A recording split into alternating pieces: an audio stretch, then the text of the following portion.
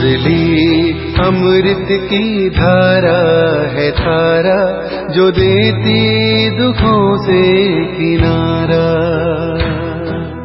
मुरली अमृत की धारा है धारा, जो देती दुखों से किनारा।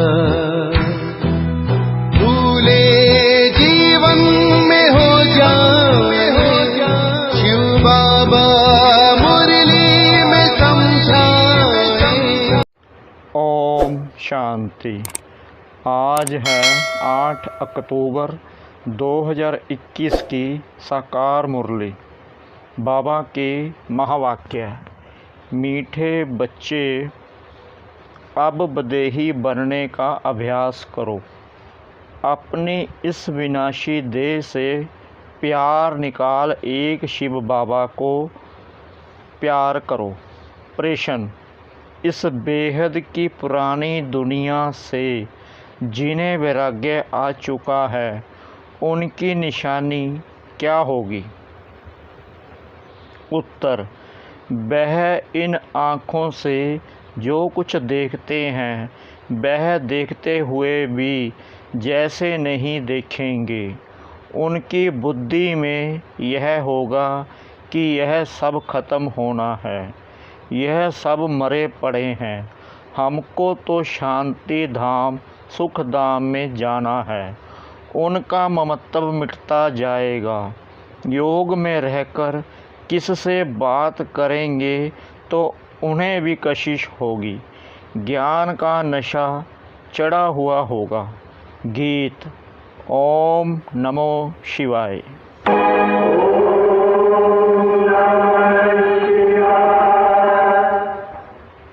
तुमात सहायक स्वामी सखा, तुम ही सबके रखवारे हो। जिसका कोई आधार नहीं, उसके तुम एक सहाय हो। तुमात सहायक स्वामी सखा, तुम ही सबके रखवारे हो।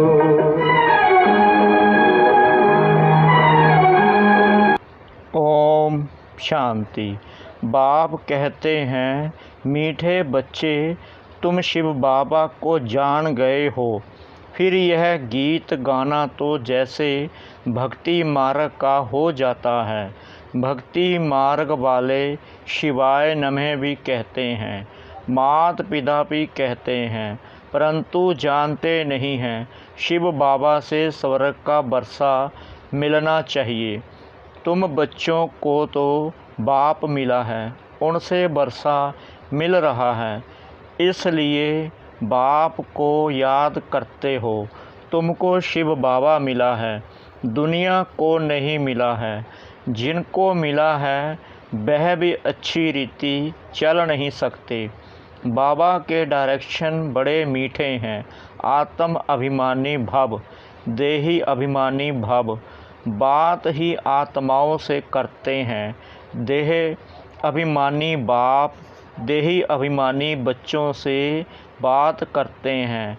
वह तो एक ही है, सो तो मधुबन में तुम बच्चों के साथ बैठा है। तुम बच्चे जानते हो कि बरोबर बाप आए ही हैं पढ़ाने। यह पढ़ाई सिवाय शिव बाबा के कोई पढ़ा ना सके, ना ब्रह्मा ना विष्णु।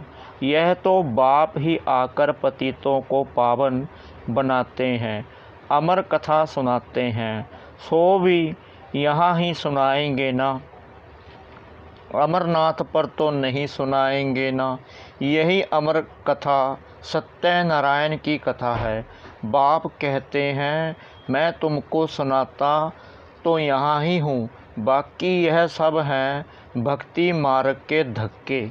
सर्व का सद्गति दाता राम एक निराकार ही है। वही पतित पावन ज्ञान का सागर, शांति का सागर है। वह आता ही तब है जब विनाश का समय होता है। सारे जगत का गुरु तो एक परम पिता परमात्मा ही हो सकता है। वह निराकार है ना। देवताओं को भी मनुष्य कहा जाता है, परंतु वह देवी गुणों वाले मनुष्य हैं, इसलिए उनको देवता कहा जाता है। तुमको अभी ज्ञान मिला है, ज्ञान मार्ग में अवस्था बड़ी मजबूत रखनी है। जितना हो सके बाप को याद करना है, विदेही बनना है। फिर देह से प्यार ही क्यों करें। बाबा तुमको कहते हैं शिव बाबा को याद करो, फिर इनके पास आओ। मनुष्य तो समझते हैं यह दादा से मिलने जाते हैं, यह तो तुम जानते हो। शिव बाबा को याद कर हम उनसे मिलते हैं। वहाँ तो है ही निराकारी आत्माएं। बिंदी से तो मिल ना सके तो शिव बाबा से कैसे मिलेंगे। इसलिए यहाँ समझाया जाता है, हे आत्माएं, अपने को आत्मा समझ बुद्धि में यह रखो कि हम शिव बाबा से मिलते हैं। यह तो बड़ा गुहा राज है ना। कईयों को शिव बाबा की याद नहीं रहती है। बाबा समझाते हैं, हमेशा शिव बाबा को याद करो। शिव बाबा आपसे मिलने आते हैं, बस आपके बने हैं। शिव बाबा इसमें आकर ज्ञान सुनाते हैं। वह भी निराकार आत्मा है, तुम भी आत्मा हो। एक बाप ही है जो बच्चों को कहते हैं माम एकम याद करो। सो तो बुद्धि से याद करना है। हम बाप के पास आए हैं, बाबा इस पतित शरीर में आए हैं। हम सामने आने से ही निश्चय कर देते हैं, शिव बाबा हम आपके बने हैं। मुरलियों में भी यही सुनते हो, माम एकम याद करो तो तुम्हारे विक्रम विनाश हो जाएंगे। तुम जानते हो यह वही पतित पावन बाप है, सच्चा सच्चा सतगुरु वह है।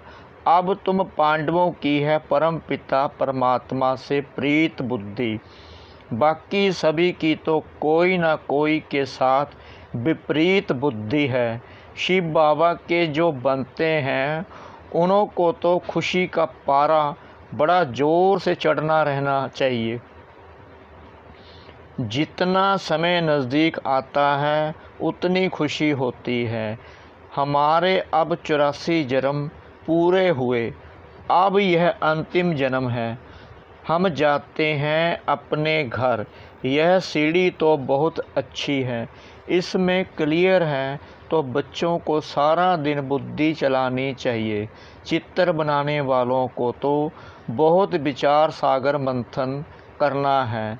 जो हैंड्स हैं उन्हों का ख्याल चलना चाहिए। तुम तो चैलेंज देते हो, सत्ययुगी श्रेष्ठाचारी देवी राज्य में 9 लाख होंगे।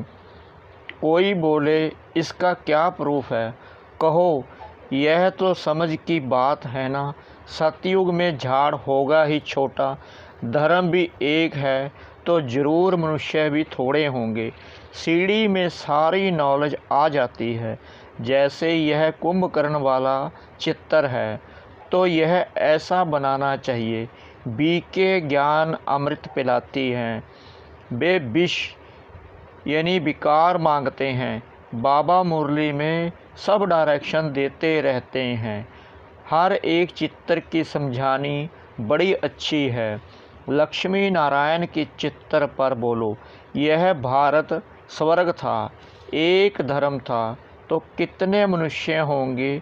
अब कितना बड़ा झाड़ हो गया है, अब विनाश होना है। पुरानी सृष्टि को बदलने वाला एक ही बाप है। 4-5 चित्र हैं मुख्य, जिससे किसको धक से तीर लग जाए। ड्रामा अनुसार दिन प्रतिदिन ज्ञान की पॉइंट्स गुहा होती जाती है, तो चित्रों में भी चेंज होगी, बच्चों की बुद्धि में भी चेंज होती है।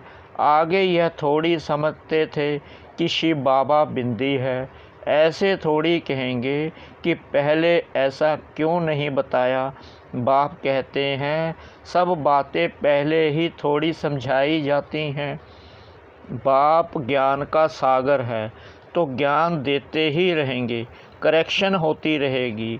पहले से ही थोड़े बता देंगे फिर आर्टिफिशियल हो जाएं। अचानक कोई इत्तेफाक आदि होते रहेंगे, फिर कहेंगे ड्रामा। ऐसे नहीं, यह नहीं होना चाहिए। मम्मा को तो पिछाड़ी तक रहना था, फिर मम्मा क्यों चली गई। ड्रामा में जो हुआ सो राइट। बाबा ने भी जो कहा सो ड्रामा अनुसार कहा। ड्रामा में मेरा पार्ट ऐसा है। बाबा भी ड्रामा पर रख देते हैं। मनुष्य कहते हैं ईश्वर की भाभी, ईश्वर कहते हैं ड्रामा की भाभी। ईश्वर ने बोला या इसने बोला, ड्रामा में था। कोई उल्टा काम हुआ, ड्रामा में था, फिर सुलटा हो जाएगा। चढ़ती कला ज़रूर है, चढ़ाई पर जाते हैं कब डगमग हो जाते हैं। यह सब माया के तूफ़ान हैं। जब तक माया है विकल्प ज़रूर आएंगे। सतयुग में माया ही नहीं तो विकल्प की बात ही नहीं। सतयुग में कभी कर्म विकर्म नहीं होते। बाकी थोड़े रोज़ हैं, खुशी रहती है। यह हमारा अंतिम जन्म है। अब अमरलोक में जाने के लिए शिव बाबा से अमर कथा सुनते हैं। यह बातें तुम ही समझते हो। वो लोग कहाँ कहाँ अमरनाथ पर जाकर धक्के खाते रहते हैं। यह नहीं समझते कि पार्वती को कथा किसने सुनाई। वहाँ तो शिव का चित्र दिखाते हैं। अच्छा, शिव किस में बैठा? शिव और शंकर दिखाते हैं। क्या शिव ने शंकर में बैठ कथा सुनाई? कुछ भी समझते नहीं हैं। भक्ति मार्ग वाले अभी तक तीर्थ करने जाते रहते हैं।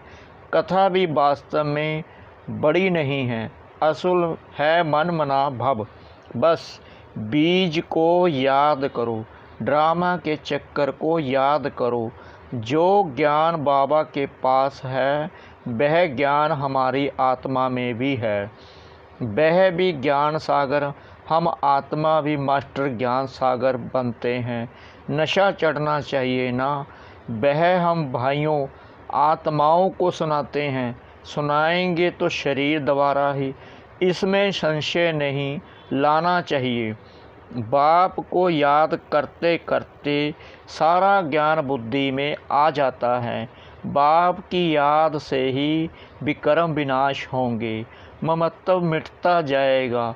कोई का नाम मात्र प्यार होता है। हमारा भी ऐसा है। अभी तो हम जाते हैं सुखधाम। यह तो जैसे सब मरे पड़े हैं, इनसे दिल क्या लगानी है। शांति धाम में जाकर फिर सुखधाम में आकर राज्य करेंगे। इसको कहा जाता है पुरानी दुनिया से वैराग्य। बाप कहते हैं इन आँखों से जो कुछ देखते हो वह सब खत्म हो जाने का है।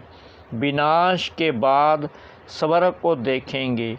अब तुम बच्चों को बहुत मीठा बनना चाहिए। योग में रह कोई बात करेंगे तो उनको बड़ी कशिश होगी। यह ज्ञान ऐसा है जो बाकी सब भूल जाता है। अच्छा, मीठे मीठे सिकला दे बच्चों प्रति माता पिता बाप दादा का याद प्यार और गुड मॉर्निंग।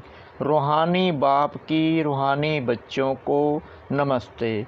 हम रूहानी बच्चों की रूहानी बाप दादा को श्रद्धा भरी प्रेम भरी नमस्ते। शुक्रिया बाबा, शुक्रिया बाबा, शुक्रिया बाबा इस मीठी मुरली के लिए। धारणा के लिए मुख्य सार। नंबर 1, ज्ञान मार्ग में अपनी अवस्था बहुत मजबूत बनानी है, विदेही बनना है। एक बाप से ही सच्ची सच्ची प्रीत रखनी है। नंबर 2, ड्रामा की भाभी पर अडोल रहना है। ड्रामा में जो हुआ सो राइट, कभी डगमग नहीं होना है, किसी भी बात में संशय नहीं लाना है।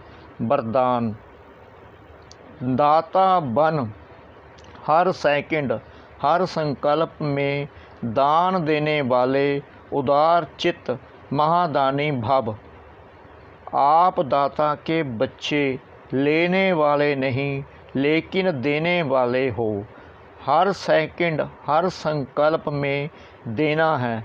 जब ऐसे दाता बन जाएंगे तब कहेंगे उदार चित्त महादानी। ऐसे महादानी बनने से महान शक्ति की प्राप्ति सत्य होती है, लेकिन देने के लिए स्वयं का भंडारा भरपूर चाहिए। जो लेना था वह सब कुछ ले लिया, बाकी रह गया देना। तो देते जाओ, देने से और भी भंडारा भरता जाएगा। स्लोगन: हर सब्जेक्ट में फुल मार्क्स जमा करनी है तो गंभीरता का गुण धारण करो। हर सब्जेक्ट में फुल मार्क्स जमा करनी है तो गंभीरता का गुण धारण करो। मातेश्वरी जी के अनमोल महावाक्य। नंबर 1, निराकार परमात्मा का रिजर्व तन ब्रह्मा तन है। यह तो अपने को पूरा निश्चय है कि परमात्मा अपने साकार ब्रह्मा तन द्वारा आकर पढ़ा रहे हैं। इस पॉइंट्स पर बहुत जिज्ञासु प्रश्न पूछते हैं कि अमृत वेले समय निराकार परमात्मा जब अपने साकार तन में प्रवेश होते हैं तो उसी समय शरीर में क्या चेंज होती है। वो पूछते हैं, क्या तुम उस समय बैठ उनको देखते हो कि कैसे परमात्मा आता है। अब इस पर समझाया जाता है, परमात्मा की प्रवेशता होने समय ऐसे नहीं कि उस शरीर के कोई नैन चैन बदली हो जाते हैं, नहीं, परंतु हम जब ध्यान में जाते हैं तब नैन चैन बदली हो जाता है। परंतु इस साकार ब्रह्मा का पाठ ही गुप्त है। जब परमात्मा इसके तन में आता है तो कोई को भी पता नहीं चलता उसका यह तन रिजर्व क्या हुआ है। इसलिए सेकंड में आता है, सेकंड में जाता है।